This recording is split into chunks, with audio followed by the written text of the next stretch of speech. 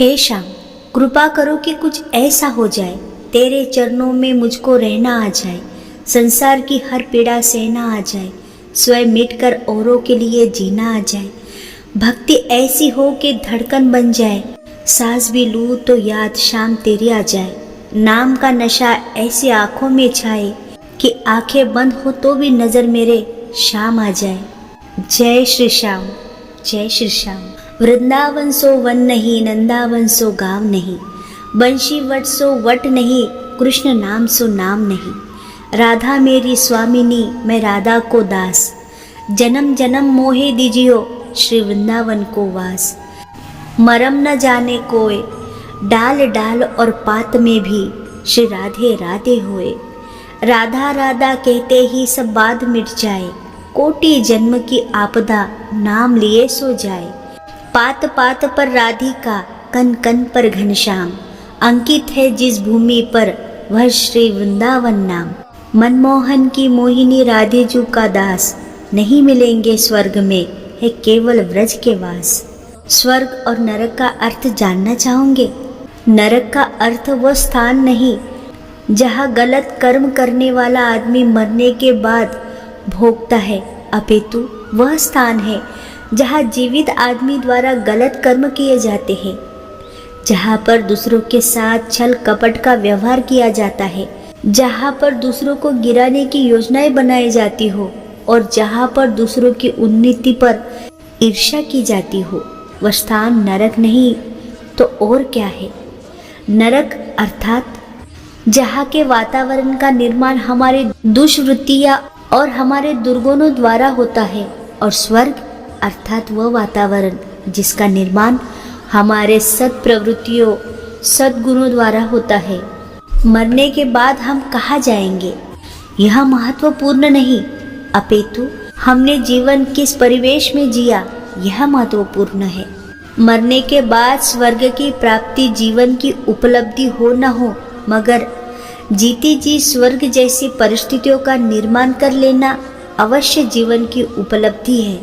भगवान श्री कृष्ण कहते हैं, हमारी इन आँखों में क्या होना चाहिए? एक पिता हो तो पिता की आँखों में फर्ज होना चाहिए, अगर माता हो तो माँ की आँखों में ममता होनी चाहिए, भाई हो तो भाई की आँखों में प्यार होना चाहिए, बहन की आँखों में स्नेह, अमीर की आँखों में घमंड और गरीब की आँखों में आशा, मित्र की आँखों में सहयोग, दुश्मन की आँखों में बदला, सुजन की आँखों में दया और शिष्य की आँखों में आदर।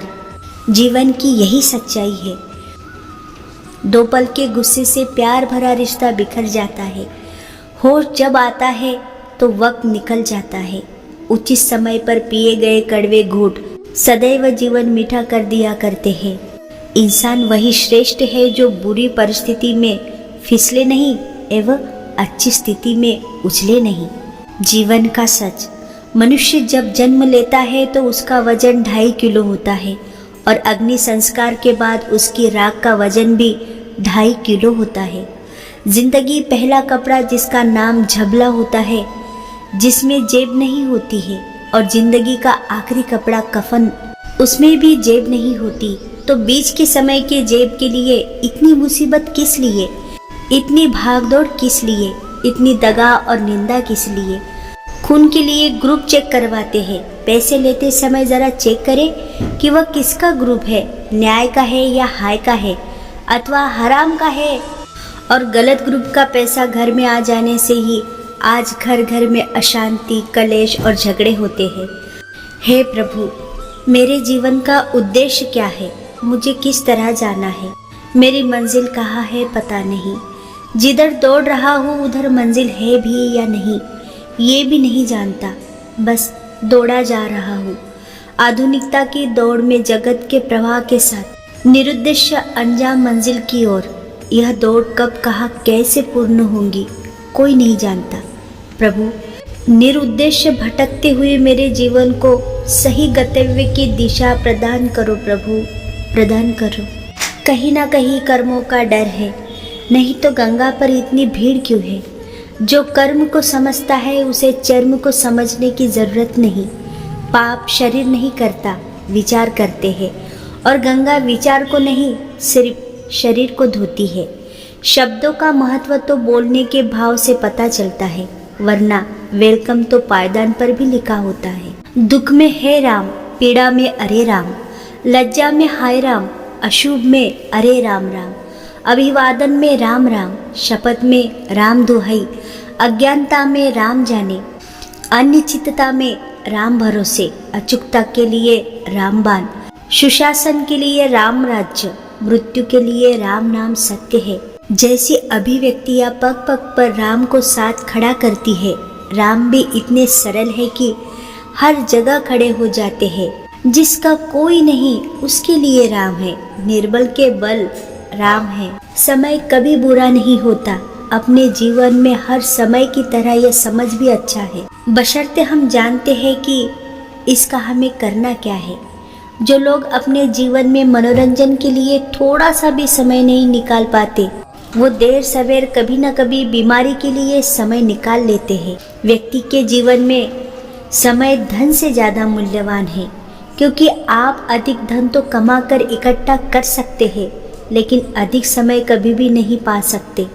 दरवाज़ा कहता है अतिथि का स्वागत करो, घड़ी कहती है काल के चक्र को पहचानो, खिड़कियाँ कहती है दूर दृष्टि रख, दुनिया का भान रख, मंदिर कहता है पवित्रता रख, नाम स्मरण कर, छत कहता है उच्च विचार रख, उच्च आकांक्षा रख, परंतु जमीन कहती है पैर सिर्फ मुझ पर ही रहने दे।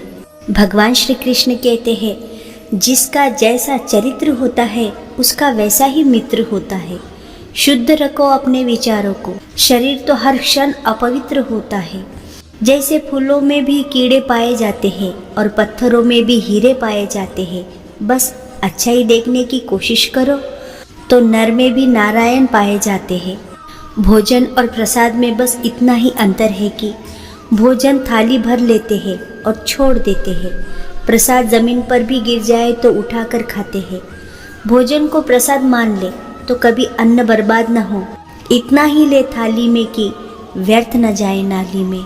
जिस प्रकार चंदन कट जाने पर भी अपनी महक नहीं छोड़ता, हाथी बूढ़ा हो जाने के बाद भी अपनी लीला नहीं छोड़ता, गन्ने निचोड़ जाने पर भी अपनी मिठास नहीं छोड़ता, उसी प्रकार उच्च संस्कार वाले परिवार में पैदा हुआ व्यक्ति अपने उन्नत गुणों को कभी नहीं छोड़ता, भले ही उसे कितनी भी गरीबी और तंगहाली में क्यों ना बसर करना पड़े।